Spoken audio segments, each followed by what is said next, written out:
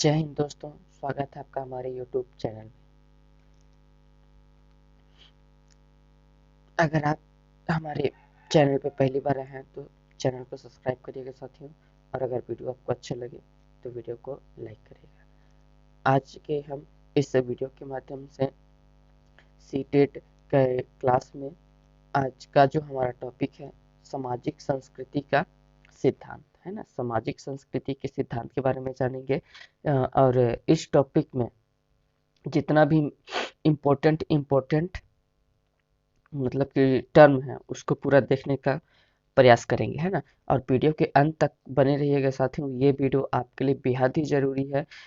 आप अगर teaching exam का तैयारी कर रहे हैं या फिर सीटेट का, सीजीटेट का, एसटेट का, है ना, तो ये जो वीडियो है आपके लिए बहुत ही हेल्पफुल होगा, है ना। और सीटेट जो दिसंबर में होने वाला है उसके लिए तो बेहद ही ज़रूरी है। तो चलिए टॉपिक पर आते हैं और वीडियो को स्टार्ट करते हैं ना। सामाजिक संस्कृति का सिद्धांत आज का हमारा टॉपिक है। वाइगोस्की ने सामाजिक संस्कृति का सिद्धांत के लिए जाने जाते हैं, है ना। जो वाइगोस्की है, सामाजिक संस्कृति का सिद्धांत किसने दिया था, ये क्वेश्चन पूछा जाता है तो क्या हो जाएगा, वाइगोस्की। ठीक है। ये सिद्धांत में क्या कहा था उन्होंने, इस सिद्धांत के अनुसार सामाजिक अंतःक्रिया ही बालक की सोच व व्यवहार में निरंतर बदलाव लाता है। तो वाइगोस्की के अनुसार उसके सोच, है ना, सोच व व्यवहार में निरंतर बदलाव लाने का कारण क्या है, तो सामाजिक अंतःक्रिया, है ना, ये इंपॉर्टेंट है साथियों। जो एक संस्कृति से दूसरे संस्कृति से भिन्न होता है। अब जैसे एक बालक मान के चलो कि पंजाबी है ना, पंजाबी संस्कृति का है, और एक हिंदू संस्कृति का है, और एक क्रिश्चियन संस्कृति का है, और एक मुस्लिम संस्कृति का है ना। इसमें तो हर बालक का जो सोच है, व्यवहार है ना, वो उसके आसपास के इन्वायरमेंट और सामाजिक जो वातावरण होगा उसके अनुसार ही उस बच्चे का डेवलप होते जाता है। ठीक है साथ में वही कह रहा है। अगला देख लेते हैं। और ये जो वाइगोस्की थे, ये एक रूसी मनोवैज्ञानिक थे, है ना साथियों। और सामाजिक सांस्कृतिक सिद्धांत के संस्थापक ये तो देख लिया वाइगोस्की है ना। वाइगोस्की का मानना था कि मानव विकास और सीखना सामाजिक और संस्कृति के संपर्क से ही होता है। ये भी इम्पोर्टेंट है साथियों, है ना। वाइगोस्की अगर है तो वहाँ पे सामाजिक संस्कृति आएगा ही आएगा। अगर वहाँ पे क्वेश्चन में आपको सामाजिक, है ना, और सांस्कृतिक अगर क्वेश्चन में दिख गया, है ना, और अगर उसके ऑप्शन में वाइगोस्की लिखा हुआ है ना, वाइगोस्की लिखा हुआ है, तो आंख बंद करके वाइगोस्की को टिक कर दीजिएगा, क्योंकि मतलब 100% क्वेश्चन उसका वही होता है। बशर्ते आप क्वेश्चन क्या पूछ रहा है में है, सही पूछ रहा है क्वेश्चन या फिर गलत पूछा हुआ है ना। आजकल टर्म वाली क्वेश्चन ज्यादा पूछ रहे हैं साथियों, तो आपको क्वेश्चन को ध्यान रखिएगा, है ना। हम इसका जब प्रैक्टिस करेंगे सीडीपी का तो उसमें अच्छे से कॉन्सेप्ट को क्लियर कराऊंगा, है ना।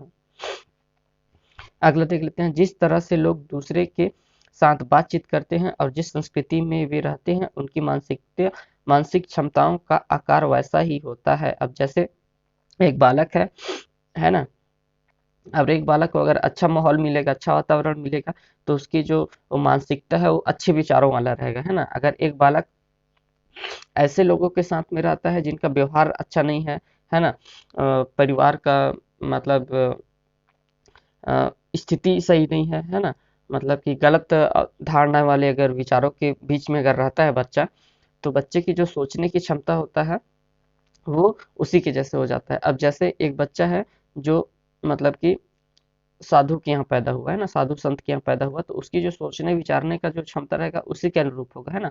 शांत स्वभाव का रहेगा, भक्ति भावना वाला रहेगा। और अगर कोई बच्चा क्या रहता है, चोर के साथ रहता है ना, उसके आसपास का माहौल मतलब चोरों वाली है ना, तो उसकी भी अवधारणा क्या हो जाएगा, चोरों जैसी हो जाएगी, है ना।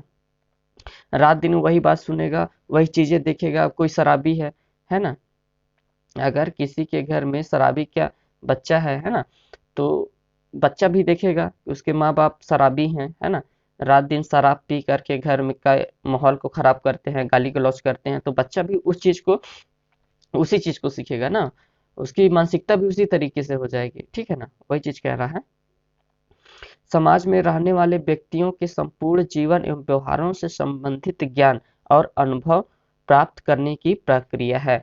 समाज में बच्चा रहता है, जब छोटा बच्चा है 4 5 6 साल का, तो समाज में ही रहता है ना, आसपास के अपने मोहल्ले में रहेगा, सोसाइटी में रहेगा, तो समाज में जैसा उसका जीवन बीतेगा, बचपन की स्थिति है ना, तो समाज के अकॉर्डिंग ही अपना व्यवहारों में जो संबंधित उसको ज्ञान का अनुभव होगा, वो समाज से ही देख देख करके सीख जाता है। ठीक है साथियों, अगला देख लेते हैं। वाइगोस्की के इस सिद्धांत के अनुसार बालक का विकास समाज द्वारा होता है। वही चीज है ना, वाइगोस्की कहते हैं कि बालक का जो विकास होता है वो किसके द्वारा होता है, समाज के द्वारा होता है ना, इंपॉर्टेंट है। वाइगोस्की ने बालक के सर्वगुण विकास में किसको महत्व दिया है, सामाजिक और संस्कृति को महत्व दिया है ना, महत्वपूर्ण स्थान माना इस चीज को। अगर वाइगोस्की आ गया तो ऑप्शन में अगर सामाजिक और संस्कृति है तो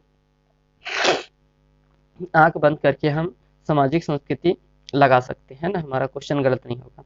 इस कारण है ना, इस कारण वाइगोस्की को इस सिद्धांत को सामाजिक संस्कृति का नाम से जाना जाता है ना साथियों।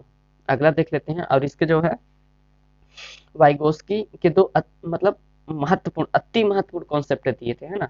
पहला क्या कॉन्सेप्ट है, जेट पी डी, है ना, इसका क्या इंग्लिश में पूरा नाम क्या हो जाएगा, जॉन प्रॉक्सिमल डेवलपमेंट। इसका क्या मतलब है कि इसको देख लेते हैं एक बार थ्योरी में ना, फिर जब इसका ऑप्शनल जब हम लोग प्रैक्टिस करेंगे तो उसमें और अच्छे से आपको मैं क्लियर करा दूंगा, है ना। समीपस्थ या निकट विकास का क्षेत्र, समीपस्थ मतलब निकट विकास का क्षेत्र, है ना, समीपस्थ बोल लीजिए या निकट विकास का क्षेत्र बोल लीजिए। हिंदी में बहुत ज्यादा कंफ्यूज होता है, इसीलिए साथियों इंग्लिश वाला नाम याद रखिएगा, जॉन प्रॉक्सिमल डेवलपमेंट। इसका क्या मतलब होता है देखते हैं ना, वास्तविक विकास या रियल डेवलपमेंट के स्तर तथा संभावित विकास के स्तर के बीच का जो अंतर होता है ना, उसी को समीपस्थ विकास का क्षेत्र कहा जाता है। अब जैसे आपने कई बार मतलब तैयारी कर रहे हो किसी भी एग्जाम का, है ना, सीटेट का मान लेते हैं, आप सीटेट का एग्जाम दे रहे हो, है ना, सीटेट का एग्जाम दे रहे हो, एक अटेम्प्ट हो गया, 2 अटेम्प्ट हो गया, आपका जो एरिया है, कहने का मतलब अभी आप मान के चलिए 40 नंबर पा रहे हैं, है ना, 50 नंबर पा रहे हैं इस गोले के अंदर, या फिर 60 नंबर पा रहे हैं, है ना,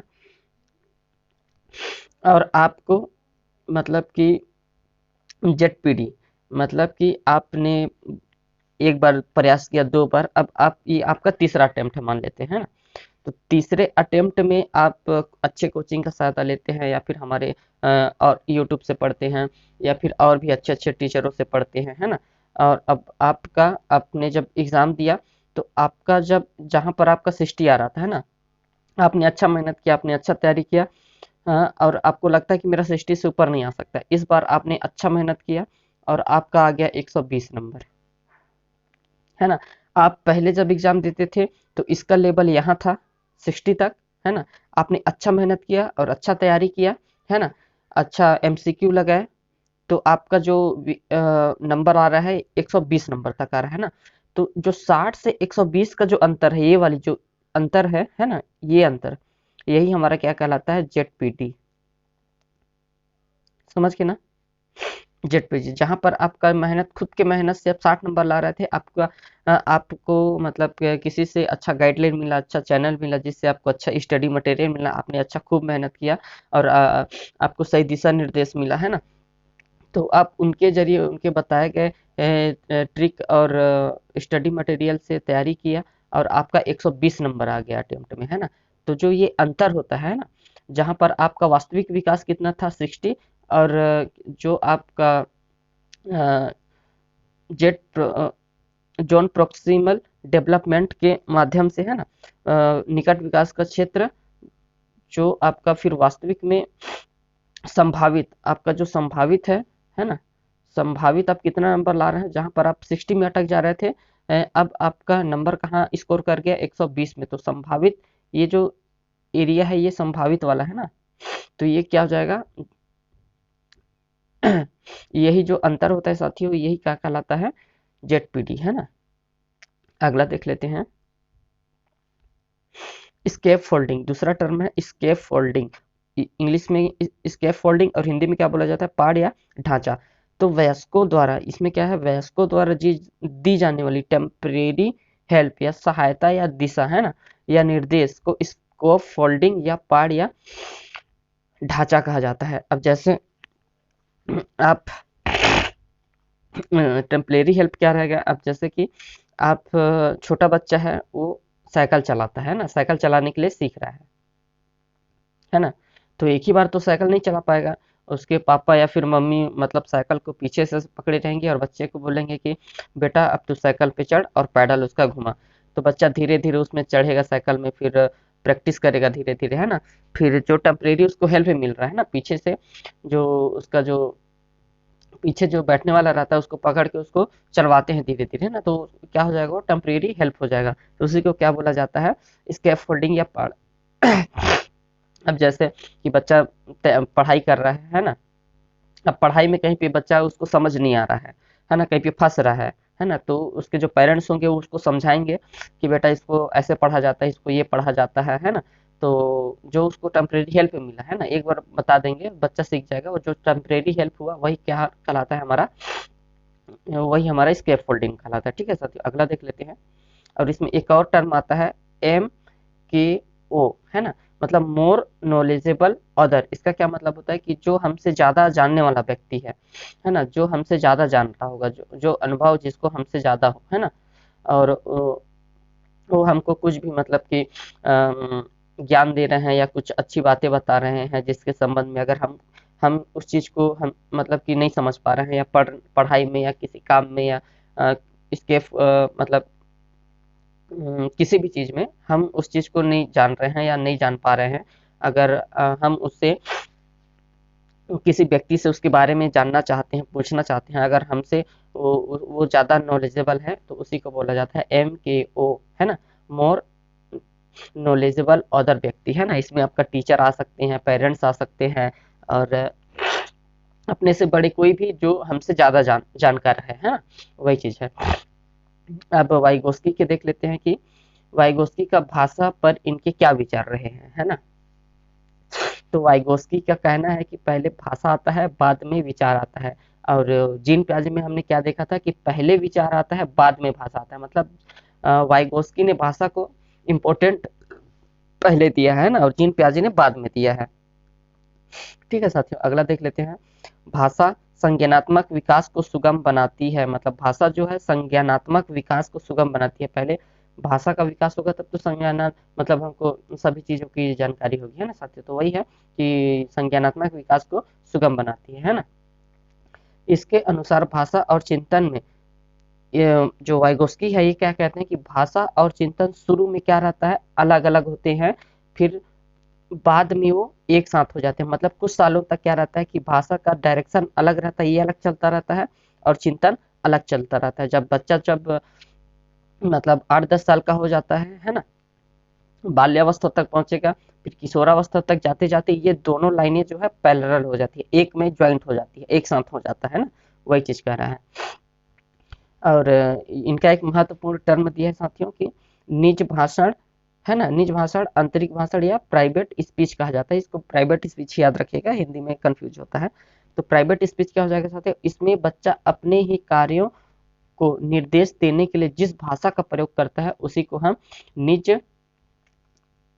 भाषा या आंतरिक भाषा या फिर प्राइवेट स्पीच कहते हैं। ठीक है साथियों, प्राइवेट स्पीच समझ गए ना, बच्चा अपने ही कार्यों को लिए निर्देश देता है। अब जैसे कैसे करेगा बच्चा, मान के चलिए कोई खेल खेल रहा है, खेल खेलता है ना बच्चा, खेल खेल रहा है, अब उसके पास बहुत सारे खिलौने हैं, है ना, या फिर मतलब कुछ जमाने वाला सामान है ना, जमाने वाला सामान है जो क्यूट क्यूट टाइप से होता है। तो वो बच्चा फिर अपने आप में ढूंढेगा कि अरे मेरा लाल रंग का मतलब कि गोला कहाँ गया, या फिर डिब्बा कहाँ गया, है ना, ऐसे ऐसे अपने ही बातें करेगा, है ना, डब्बा कहाँ गया, या फिर अगर गुड़िया है, गुड़िया का सर अलग कर लिया है पहले, है ना, उसका पैर अलग कर लिया है और उसके हाथ को, तो फिर बहुत सारे उसके पास आए तो मतलब किसी गुड़िया का बोलेगा, अरे गुड़िया का मेरा सर कहाँ गया, पैर कहाँ गया, है ना। तो जो खुद से बात करता है बच्चा, वही हमारा क्या होता है, प्राइवेट स्पीच होता है, अपने आप को ही गाइडेंस करता है ना। हम उसको नहीं सिखाते हैं कि क्या कैसे करना है। अब वो बोलेगा कि लाल रंग का मतलब कि गेंद कहाँ गया, है ना, या फिर ऐसा कुछ भी जो भी उसके पास खिलौना है वो अपने आप को ही गाइड करेगा। तो वही चीज़ है कि प्राइवेट स्पीच में वही चीज़ बोल रहा है कि इसमें बच्चा अपने अपने ही कार्यों को निर्देश देने के लिए जिस भाषा का प्रयोग करता है वही हमारा क्या होता है, प्राइवेट स्पीच होता है। ठीक है साथियों, अगर आज के वीडियो में इतना ही साथियों, और आगे का टॉपिक हम नेक्स्ट नेक्स्ट वीडियो से देखेंगे। कल हम देखेंगे कोलर वर्क का, लॉरेंस कोलर वर्क का नैतिकता का सिद्धांत। ठीक है, वीडियो का लेंथ ज़्यादा लंबा हो जाएगा साथियों, इसलिए आज के वीडियो में इतना ही। अगर वीडियो आपको अच्छा लगा होगा साथियों तो इस वीडियो को लाइक करिएगा और चैनल को सब्सक्राइब करिएगा। धन्यवाद साथियों।